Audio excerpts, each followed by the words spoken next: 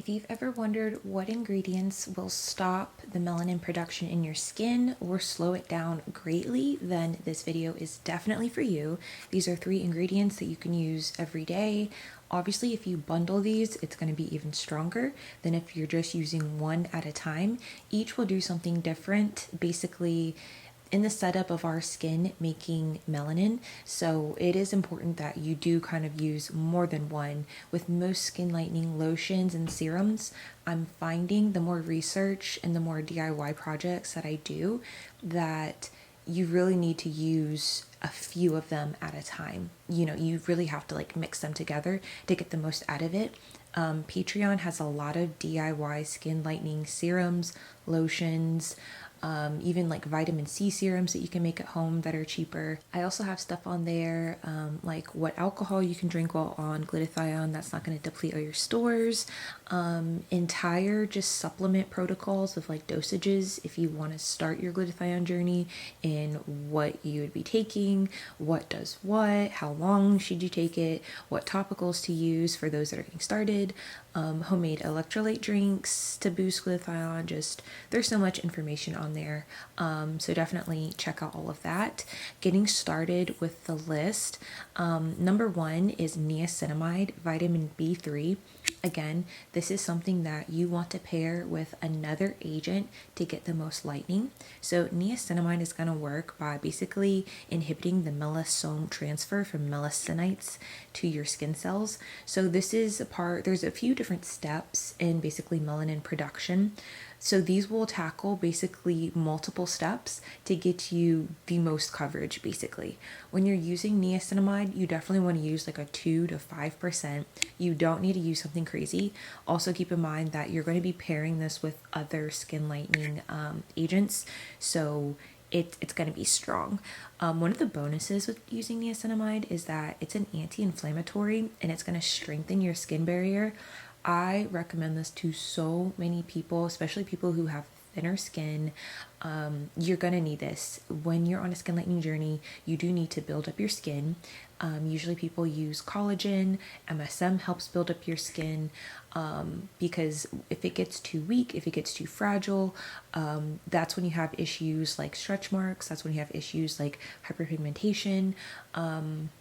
Most of these things are more helpful for people for anti-aging, but just you don't want thin skin. Like in the long run, you don't want thin skin. So having nice plump skin, niacinamide, that is our first one. The second, if you guys have been following me for a while, you know I sing the praises of licorice root extract. So this works by inhibiting tyrosinase. Basically, that's the enzyme that is needed for melanin synthesis. So this is just stopping it in its tracks. Again, we're mixing this with other skin lightening agents so you can get the most out of it to make it the strongest. I would not just use one thing by itself and think that you're covered. If you are on a DIY skin lightening topical adventure right now, you definitely want to mix them together. One of the great things about licorice root is that it does help people who have PIH. It's huge in the melasma community. People have seen such an improvement in their skin, and it's something that if you have sensitive skin, you can use. I will kind of put just a little note in there, because you're mixing these with other skin lightening agents, what's going to be best for sensitive skin? Yeah, maybe if you're using it by itself, it would be good for sensitive skin. But since you're mixing it with other things, you're going to have to basically see what your skin can handle. When I'm mixing up my skin lightening serum, which I have all over Patreon, when I'm doing the licorice root, I usually just go by drops. And so I'll get it to like a nice consistency in my lotion. Too much, it's going to be very sticky. It's going to be a mess. Usually like it'll give your whatever mixture you're making kind of a different color. It's almost like yellowish. But it's definitely something that you have to do based on what your skin is. So if you make up one batch, you use that batch within 1 to 2 weeks, and you're making your other, and you think that you can do a little bit more, and the texture of the licorice root doesn't bother you, then 100% use a little bit more. And then the third one for this video You guys have heard about this, alpha arbutin. We love alpha arbutin because it's basically a natural hydroquinone. When you're using alpha arbutin, and in most of my tutorials on Patreon, I do recommend 1 to 2%. When you're buying like the powders, it'll also recommend 1 to 2%. This isn't something that you have to put like a lot in.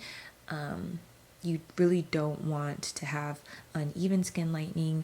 You don't want to give yourself a skin rash. I've definitely overdone it and given myself patchy rashes that I then had to spend a lot of money at a dermatologist just to get to go away.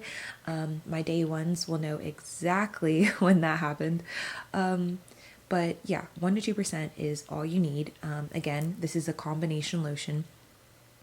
And so what alpha arbutin does is it's a natural derivative of hydroquinone, and this is also helping in blocking tyrosinase. So just these three that I just named, the full video, because there's a few more, there's like 9 in total. I'll have that posted on Patreon, but just those 3 alone, I think you could make a really nice serum, or you can make a really nice body lotion that you can do at home that you're going to get great results from. There are other things that you need to do. I don't just recommend just doing one lotion or just one serum. During the week, there's a whole protocol that you should be following if you want to get, I would say, faster results, but the type of results that aren't going to leave you like patchy or like just feeling unhappy. Because like I know sometimes there are some products that try to work very quickly but can definitely ruin your skin and set you back in the long run. That's all I have for this video. Let me know if there's any questions that you guys might have.